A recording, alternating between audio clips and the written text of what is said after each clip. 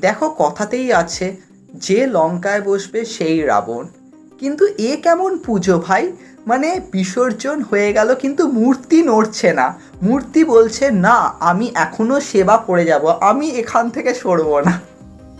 তবে এটা ঠিক যে ভোটের পরের দিন যখন সকালে বেরোলাম, মানে কিছু মানুষের দেখছি মাথা নিচু করে তারা চলছে এরকম, কেউ গুড মর্নিং বলছে না, সবাই বলছে জয় শ্রীরাম। আর যখন আমি বাজারে ঢুকলাম তখন অনেকে বলছে মানে এত অত্যাচার সহ্য করেছি, সবাই মানে লাথি মেরেছিল সবজিতে। পুজোর সময় বসতে দেব না, সবজি বিক্রি করতে দেব না, টাকা দিতে হবে, কত জুলুম হয়েছে। সত্যি তো মানে এত মানুষের অভিশাপ, মানে আমরা কি ফেস করেছি, ফেস তো করেছে ওরা।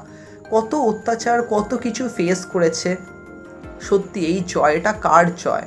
অভয়ার জয়। হ্যাঁ, আমরা কত রাত জেগেছিলাম, কত মিছিল, কত কিছু, হ্যাঁ তার জন্য তো অনেক কিছু ফেস করতে হয়েছিল। পোস্ট করেছি, সেই পোস্ট ডিলিট হয়ে গেছে, মেল আসছে, লিগ্যাল অ্যাকশান নাকি নেওয়া হবে আমার ওপরে। কিছু বলার নেই।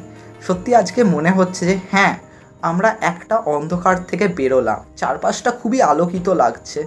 আস্তে আস্তে কি আমরা আবার সেই অন্ধকার দেখতে পাবো? না, যদি দেখতে পাই তখনও বেরোনোর চেষ্টা করব। কিন্তু কথা হলো, সেই অন্ধকারটা কি খুব তাড়াতাড়ি আসবে?